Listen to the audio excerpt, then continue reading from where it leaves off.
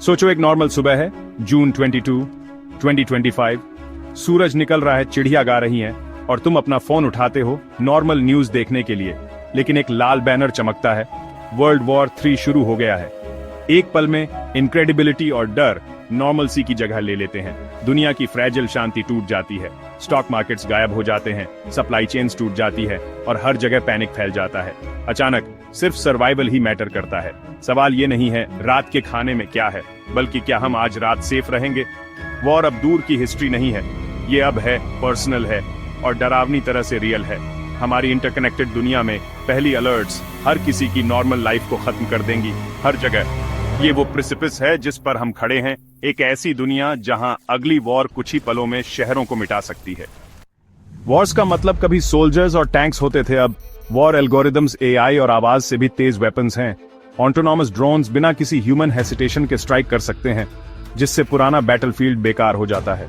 Hypersonic मिसाइलें 1 घंटे से भी कम में किसी भी टारगेट को हिट कर सकती हैं। डिप्लोमेसी के लिए कोई टाइम नहीं, डीएस्केलेट करने का कोई चांस नहीं।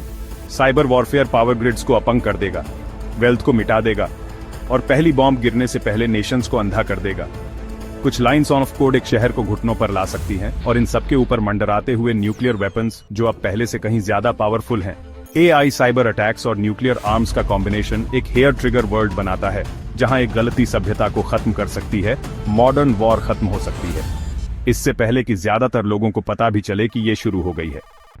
वर्ल्ड वॉर 3 2 नेशंस का आपस में लड़ना नहीं होगा, ये एक ग्लोबल चेन रिएक्शन होगा। नेटो जैसे अलायंसेस दर्जनों कंट्रीज को, जिनमें न्यूक्लियर पावर्स भी शामिल हैं, कॉन्फ्लिक्ट में खींच सकते हैं।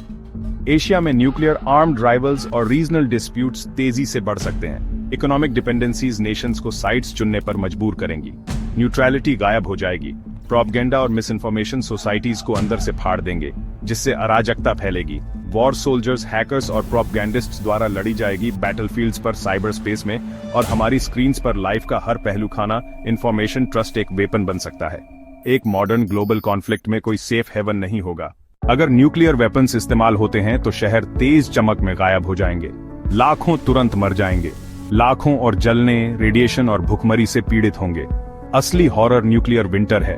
धुआं और कालिक सूरज को ब्लॉक कर देते हैं, पृथ्वी को अंधेरे और ठंड में डुबो देते हैं। फसलें खराब हो जाती हैं, अकाल फैलता है और बचे हुए लोग धीमी क्रूर मौत का सामना करते हैं। एनवायरनमेंट कोलैप्स हो जाता है, एसिड रेन, नष्ट ओजोन, जहरीला पानी, सभ्यता टूट जाएगी। सरकारें, कानून और नॉलेज गायब हो जाएंगे। बचे हुए लोग खंडहरों में कुछ भी ढूंढते फिरेंगे, अर्थहीन दुनिया में स्क्रैप्स के लिए लड़ते हुए। मानवता की उपलब्धियां उन वे चीजें बन जाएंगी जो सिर्फ बचने के लिए चाहिए होंगी। इस आफ्टरमैथ में हम सभ्यता की कब्र के भूत होंगे। एक न्यूक्लियर वॉर के बाद कोई विनर नहीं होता, सिर्फ जहरीली दुनिया में बचे हुए लोग। कोई बंकर एक डेड प्लैनेट और एक कोलैप्स्ड इकोसिस्टम से नहीं बचा सकता। ये फ्यूचर इनएविटेबल नहीं है, ये एक रास्ता है जिसे हम खुद बना रहे हैं। हमारा सबसे बड़ा दुश्मन कोई और नेशन नहीं, बल्कि शांति चुनने में हमारी अपनी असमर्थता है। जवाब बेहतर वेपन्स नहीं, बल्कि स्ट्रॉन्गर डिप्लोमेसी और शेयर्ड ह्यूमैनिटी है। हमें ग्लोबल सिटीजनशिप सिखानी चाहिए, अपने लीडर्स से शांति की मांग करनी चाहिए और एक दूसरे को साथी इंसान के रूप में देखना चाहिए। फ्यूचर हमारी कलेक्टिव विल पर डिपेंड करता है। हर चॉइस, हर दिन। चॉइस अभी भी हमारी है। खाई से वापस आओ या जो कुछ भी हमने बनाया है